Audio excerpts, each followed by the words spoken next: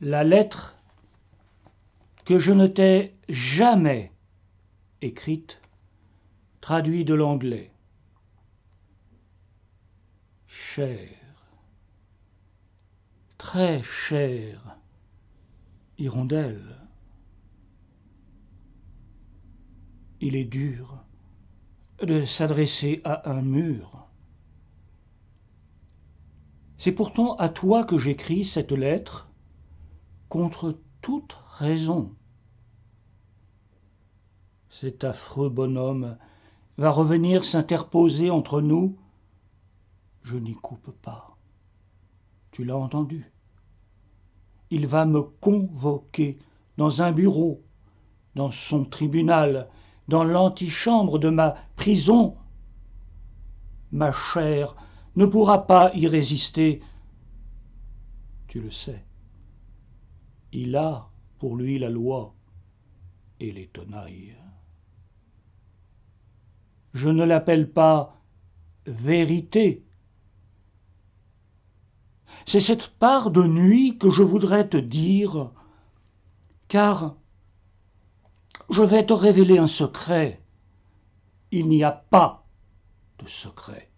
Non, je ne me moque pas, je ne cherche pas à abuser, à t'abuser par de belles formules. Écoute, écoute, mur de ma douleur. S'il t'a semblé que la porte s'était refermée à tout jamais, c'est que tu t'es laissé abuser, ou que tu n'as pas cru en toi-même. Pas assez, hirondelle. Je l'ai bien vu dans ton regard le premier jour. Il t'avait appris à t'enfermer toi-même. Tu étais la clé de ta propre prison. Ne désespère pas. Ils t'ont plombé de leur culpabilité. Il n'y a pas de secret. Tu peux l'ouvrir, ce coffret. Ces joyaux resplendiront comme une fenêtre ouverte. Pas d'ombre. Le monstre que tu crains n'attend que d'être appelé par son juste nom. Si tu écris l'ombre, elle t'illumine et ouvre le chemin. Simplement, ton obscurité, la tienne, la seule tienne, ne se dénomme pas, peut-être comme tu le crois. Il faut la circonvenir. Les chemins de raison mènent parfois aux ténèbres.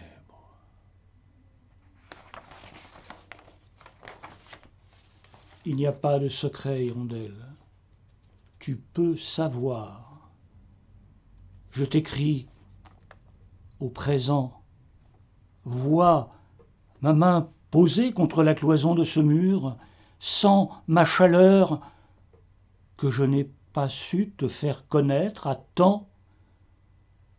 Il n'y a pas de secret dans ta vie, contrairement à ce que tu crois.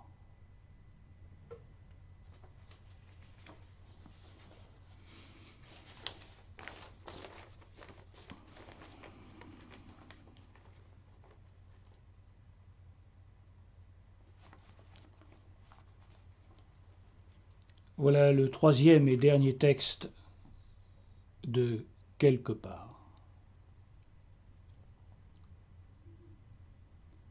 Il m'a convoqué, ce vieux salaud.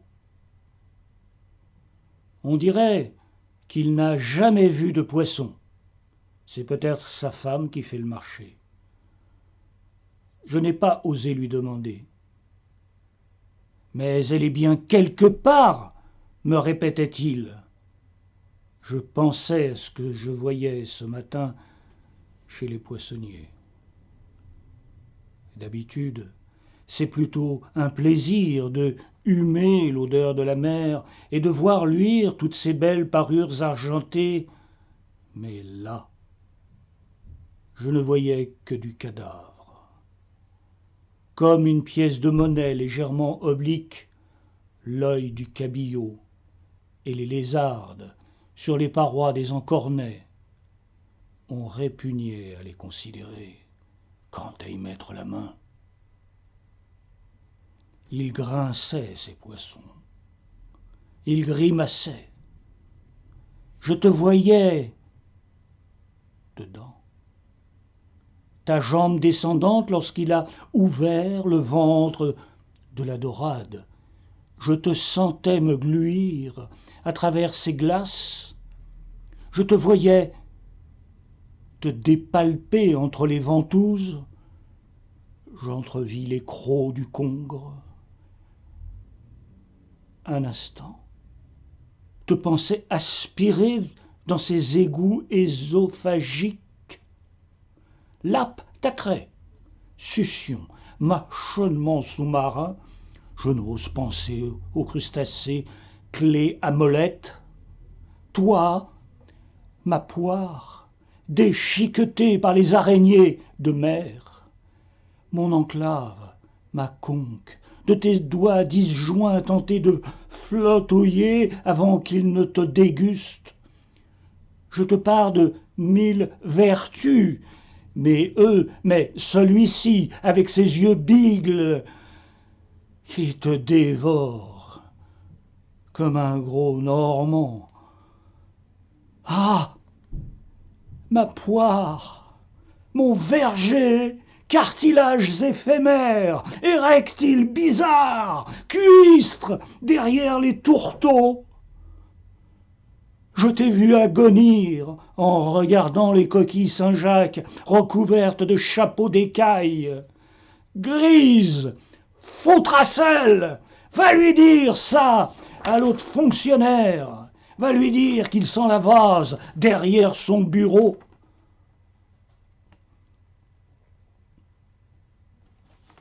Je n'osais pas lui demander s'il faisait le marché. Il m'a regardé et m'a laissé bassiner dans ma culotte mouillée un moment. Puis il m'a dit « On ne reproche pas grand-chose à mademoiselle Plutavore. Ce n'est pas elle qui a assassiné le détective. Il est mort de sa belle mort, si l'on peut dire, face à un téton dénudé. Il ne s'en est pas remis. Je plaisante bêtement. Je vous prie de m'en excuser. Il faut bien rire, surtout en des circonstances semblables. C'est plutôt ridicule comme situation. Le médecin légiste assure que je n'entrerai pas dans les détails. Il n'y avait rien à faire, paraît-il, mais elle ne pouvait pas le savoir, votre amie. Elle aurait dû appeler une personne normale.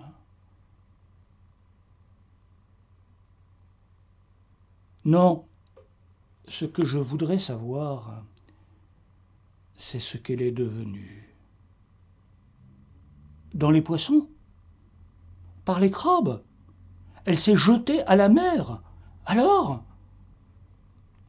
Là, dans ce cas, vous n'avez qu'à signer votre déposition et je vous laisse partir. L'affaire est close. Je vous ai assez importuné. C'est notre métier. Nous sommes payés pour cela. Au revoir, mademoiselle. Je vous souhaite bonne chance dans la vie. Oui, je suis sincère. Il la regarda traverser la cour pavée, luisante de pluie, et ferma les yeux. L'administration ne considère pas les sentiments de ses agents. Pas assez, pensa-t-il.